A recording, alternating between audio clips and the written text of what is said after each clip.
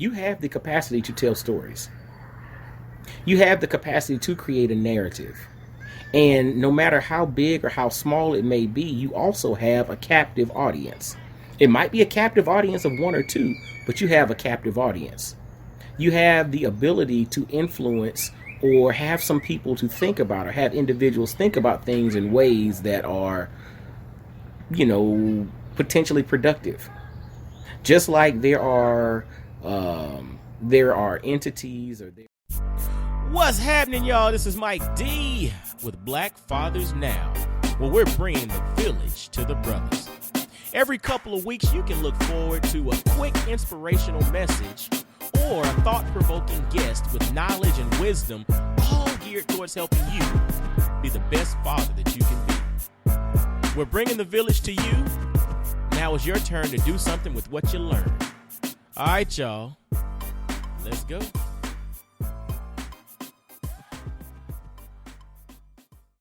What's going on, fellas? This is Mike D, Mr. Double Down on You, and I hope y'all are having a great day.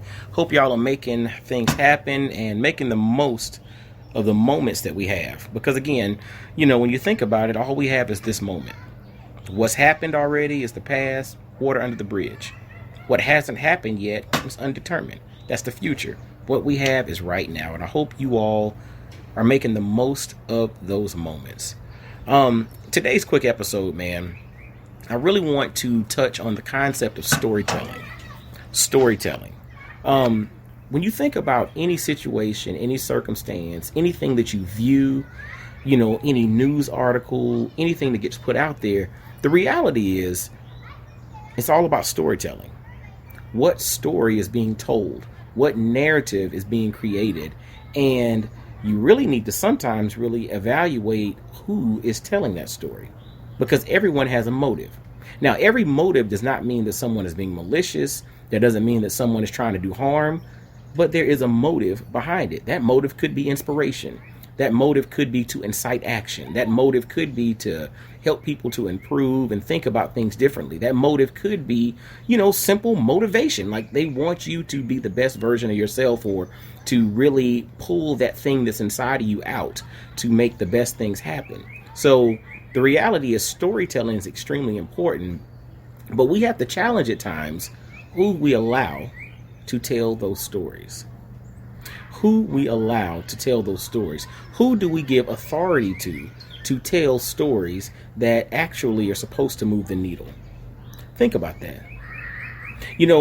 With this phone that I'm recording this on, with the phone that's probably in your pocket that you're watching this video or listening to this podcast episode on, you have the capacity to tell stories. You have the capacity to create a narrative. And no matter how big or how small it may be, you also have a captive audience. It might be a captive audience of one or two, but you have a captive audience. You have the ability to influence or have some people to think about or have individuals think about things in ways that are, potentially productive. Just like there are entities or there are institutions that want you to think about things negatively or to think about things in a way that could potentially be destructive to society. You have the potential to tell a story that allows us to build, right? But again, it all comes back to storytelling. It comes back to narrative. It comes back to the intention of the narrative that's being created. And we can see that now in one of the top cases or one of the top scenarios that's impacting our community right now is the Ahmaud Arbery case, right? The Ahmaud Arbery situation. And obviously our thoughts and prayers go out to his family and, anybody connected to the brother. I mean, we all are connected to him, but just a negative situation associated with it. But if you pay attention to it from a news outlet perspective, it's about narrative being created.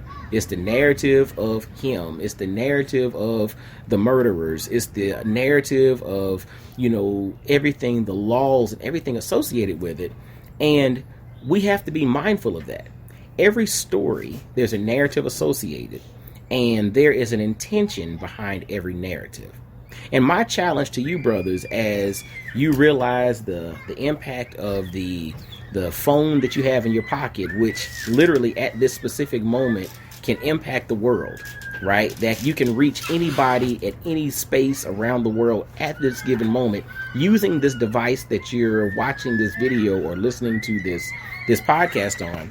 And you hear the little kid across the street. It's a funny thing. The moment you start recording is when the kids in the neighborhood get buck wild, right? Interesting. But this is Black Fathers now, so it is what it is.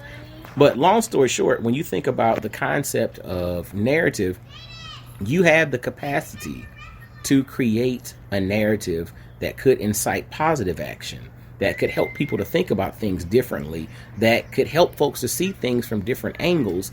And I'm going to challenge each one of you all as Black fathers to take the initiative and do so. I'm going to challenge you, every Black father out there, to make it a point to do your part to create a narrative, to tell a story that uplifts, that educates, that inspires, but you pull from your experience as a Black man in America to do so. Because that experience is something that cannot be created, that cannot be manufactured, in Hollywood, or can't be manufactured from a non-authentic perspective, right?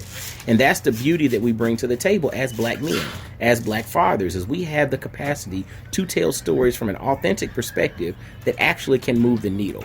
And in cases like the Ahmaud Arbery case, or the Breonna Taylor case, or the numerous cases that we see out there in the world today, we need to make sure to tell the story from our perspective. We need to make sure to create narratives that help to educate us, educate our people, to educate our communities about how to approach these things. And we need to do so frequently and create a critical mass of brothers doing that. Because fellas, we're Black fathers. We're leaders in the home. We're leaders in the community. We're leaders, we're leaders in society, right? Whether we want to be or not, we are. And we need to take the helm. I've used it before and I'm going to use it again right now. Nelson Mandela stated that fools multiply when wise men stay silent. So fellas, we got to speak up, man. All right. So tell your story. Use the resources at your disposal to tell your story. Create a narrative, but come from the standpoint of the intention of helping people to see things from different angles so that we can ultimately lead to improvement. And that's what this thing is all about, man. Storytelling is everything. But for far too long, we've allowed, others to tell the story that we, in essence, are supposed to tell. All right. Well, hey, I hope this thing, I hope this resonates with you all, man. I hope you can gain something from it. And I hope there's at least somebody out there listening today, maybe there are hundreds, maybe there are thousands, maybe there are millions that hear this today that literally are inspired to start telling stories, to start telling from the perspective of their authentic experience, but then also being intentional about the narrative that they create so that the narrative that they create leads to positive outcomes and empowerment within our communities. All right. Well, fellas, as always, make sure to visit blackfathersnow.com. Visit IamMikeDorsey.com. Yo, check this out. Apparel.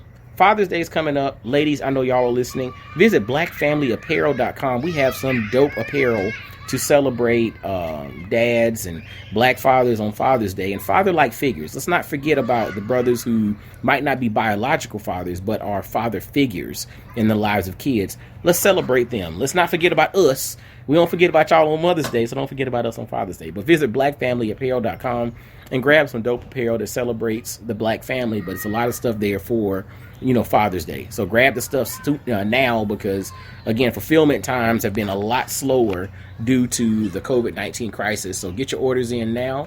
And, as always, y'all be blessed, well, and wise. And I'll holler at you. Peace. Yo, fellas, I hope you enjoyed today's episode. And always visit blackfathersnow.com, as well as follow Black Fathers Now on virtually every social media platform you can think of. Instagram, Facebook, Twitter, everywhere. Just follow us and engage with us, man. Look forward to hearing from you. And I guess until next time, I'll holler at you. Peace.